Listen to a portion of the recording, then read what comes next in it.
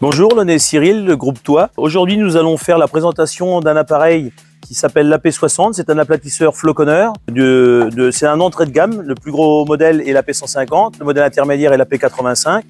Celui-ci, c'est l'AP60. Donc cet appareil est livré, comme vous le voyez ici, avec son ensemble complet. Donc une trémie où à l'intérieur, nous avons deux aimants pour arrêter les corps étrangers. Nous avons un cliquet de verrouillage qui permet donc de verrouiller l'approchement des cylindres. Nous avons un disjoncteur, donc marche-arrêt, qui permet, en cas de surintensité, d'éviter de griller la partie moteur.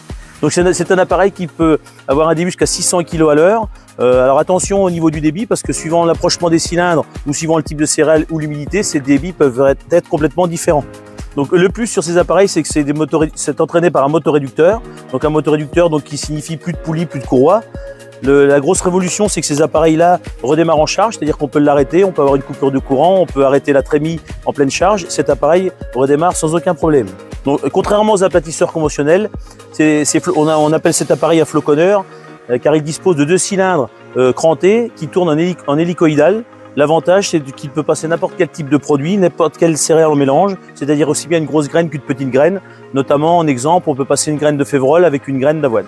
Pour réaliser notre essai, nous avons passé un mélange de graines, donc de grosses granulométries ou de petites granulométries. On peut voir du pois, on peut voir des graines de maïs, on peut voir des graines d'avoine, on peut voir du tournesol et un petit peu de vesse à l'intérieur. Donc cela va nous permettre de voir que cet appareil peut passer aussi bien de la grosse graine et de la petite graine en mélange.